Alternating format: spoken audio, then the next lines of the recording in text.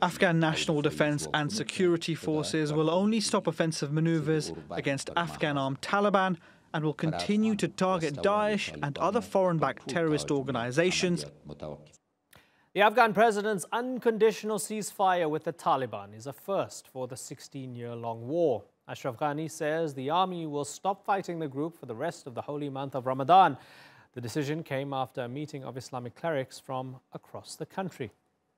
Well, to discuss this and more, I'm joined now from London by Javid Faisal. He just stepped down this week as a spokesman for the chief executive of Afghanistan so that he could run for the Afghan parliament in the upcoming elections. We'll talk about that in a couple of moments. But first, Javid, I'm really interested in hearing your thoughts about this unconditional unilateral ceasefire for the rest of Ramadan. The Taliban kill and maim women and children. Is it a good idea to declare the ceasefire at a time when they're attacking more than ever? I think it is a good idea. It is in the best interest of the country. It's in the best interest of the people in Afghanistan. And this offer is an unprecedented one. We have never had such an offer in the past. Now that the government has announced a ceasefire, I believe the Afghan people would definitely expect the Taliban to respect this and to make sure that they stop the bloodshed of the Afghan people. It will hopefully be leading into a lasting peace in Afghanistan. But what does it tell us about the past 16 years that it's seen as a big thing to declare a ceasefire just for a week, because there's only a week left in Ramadan? Yes, so it's effective from the 27th of Ramadan until the 5th of Ul-fitr, which is like for 8 days. Those are the days when Muslims will be celebrating Eid in Afghanistan, and that's the time when they will be praying. So I think it's a good step. It shows the goodwill gesture by the Afghan government, and let's hope it will be utilized by the Afghan Taliban too. Right.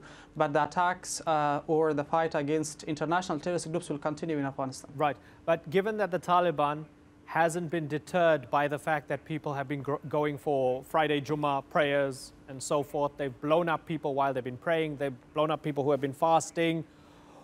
What's to guarantee that they won't use the 8 days as a bonanza to attack an enemy that's not going to fight back?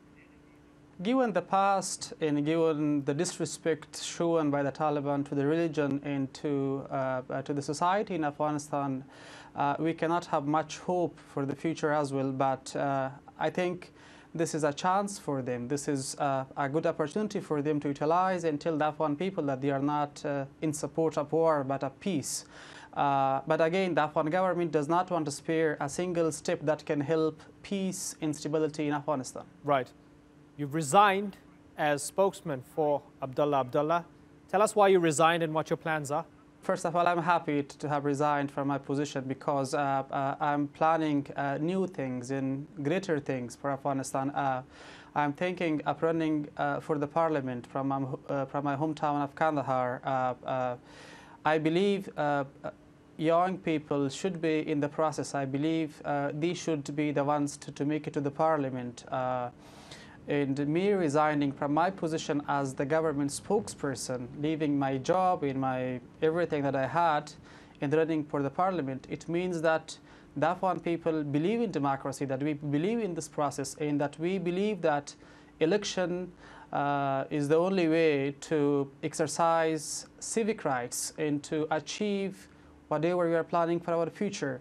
So this is an important occasion for Afghanistan. This is for the people and for me as a candidate who will be running from Kandahar. Did you also disagree with the policies of the government that you were representing?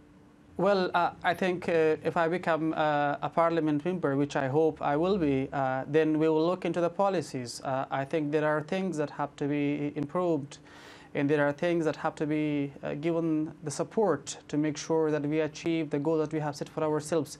But looking at the policies at the time, we can then decide on what to agree with, what to disagree with. Yeah, but at the moment, I mean, in the past, I've spoken to you as a representative or a spokesman of the government. At the moment, you are unshackled from the responsibility to represent the government line. So let me then ask you, was there anything in the past that you felt you had to represent or defend that you can't represent or defend now? Is the situation maybe worse than you could care to admit when you were a government spokesman?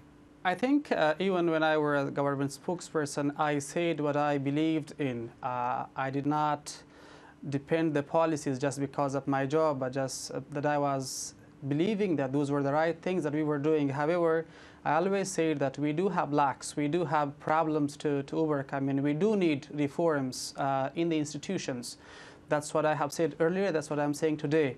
But I think the government of Afghanistan was doing the right things for the right causes, and I hope they will continue to do it. But there is always room for improvement, there is always room for reforms, and one can always suggest better ways and solutions to the problems we are facing today in Afghanistan. Javid, what bothered you the most about the policy while you were in the position to defend the policy?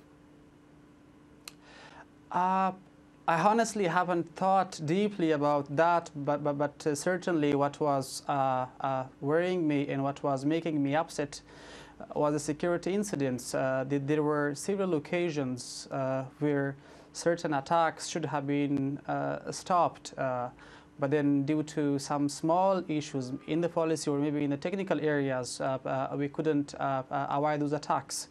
But again, like I said, what the government was doing earlier was the right thing for the right causes. But again, there has to be improvements. We should have reforms in the security institutions. We have to make sure that the judiciary system is responsive in a much better way than they were in the past. Yeah, well, it's great to have you on the program again in a different iteration, I guess, this time around. Looking forward to talking to you once again in the not-too-distant future. Thanks for joining us on the Newsmakers.